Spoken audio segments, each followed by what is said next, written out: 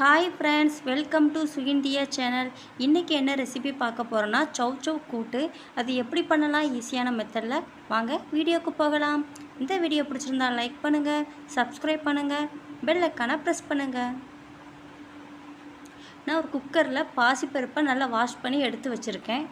Next இது கூட 2 பச்சை மிளகாய் ஆட் பண்ணிக்கோங்க, 1/2 டீஸ்பூன் ஜீரகம், 1/2 டீஸ்பூன் காயப்பொடி ஆட் பண்ணிக்கோங்க, 1/2 டீஸ்பூன் மஞ்சத்தூள் ஆட் பண்ணிக்கோங்க,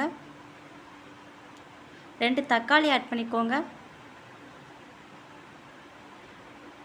கட் பண்ணி வச்சுருக்க chow ஆட் பண்ணிக்கோங்க, 1 கப் அளவுக்கு தண்ணி ஆட் பண்ணிக்கோங்க.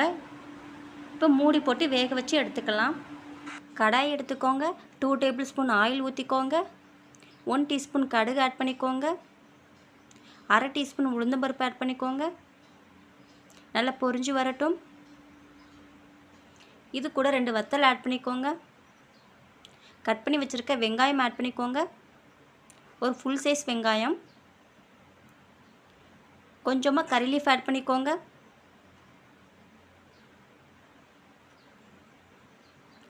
அரை டீஸ்பூன் உப்பு ஆட் பண்ணிக்கோங்க.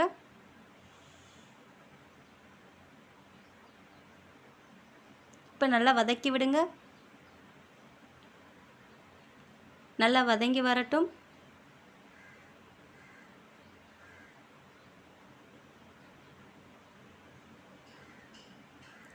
நல்லா வதங்கி வந்துருச்சு. இந்த ஸ்டேஜில் நம்ம வேக வச்சு எடுத்த பாசிப்பருப்பு chow காயை நம்ம இது கூட ஆட் பண்ணிடலாம். இப்போ நல்லா கலந்து விடுங்க.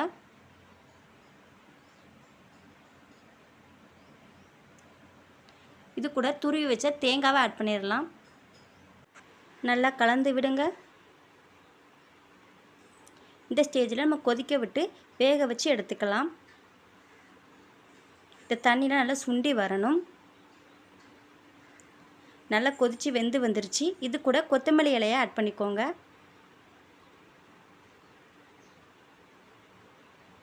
நல்லா வதக்கி விடுங்க.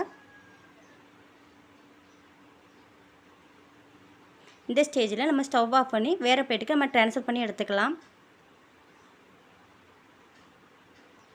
chow கூட்டு ரெடி ஆயிடுச்சு. இதே மாதிரி நீங்களும் உங்கள் வீட்டில் ட்ரை பண்ணி பாருங்கள். நெக்ஸ்ட் வீடியோ பார்க்கலாம்.